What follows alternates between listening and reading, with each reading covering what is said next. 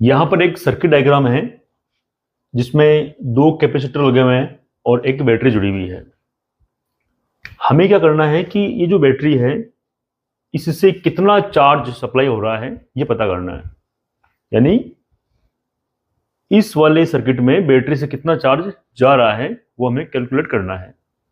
तो उससे पहले क्या करना पड़ेगा, हमें इन दोनों जो ये कैपेसिटर है इनका हमें इक्विवेलेंट कैपेसिटेंस निकालना पड़ेगा। तो उसके लिए देखते हैं कि अगर इसमें से करंट फ्लो करेगा बैटरी से तो यहां पर जैसे कि ये आया आई, इस वाले जंक्शन पर ये करंट दो भागों में बढ़ जाएगा, यानी दो पार्ट में डिवाइड हो जाएगा।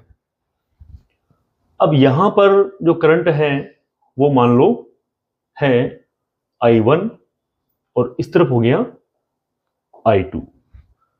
तो अब क्या हुआ कि इन दोनों में यानी इसमें और इसमें दोनों में करंट अलग अलग है, यानी दोनों कैपेसिटर में करंट अलग अलग है। तो अलग अलग करंट है इसका मतलब क्या है, दोनों पैरेलल कॉम्बिनेशन में है। अगर करंट दोनों में सेम रहता तो वो सीरीज कॉम्बिनेशन में होता। तो ये दोनों पैरेलल कॉम्बिनेशन में है।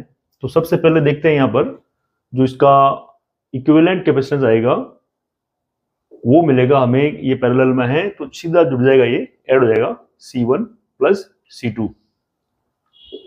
C1 की वैल्यू है यहां पर 5 माइक्रोकुलाम और C2 की वैल्यू है यहां पर 6 माइक्रोकुलाम।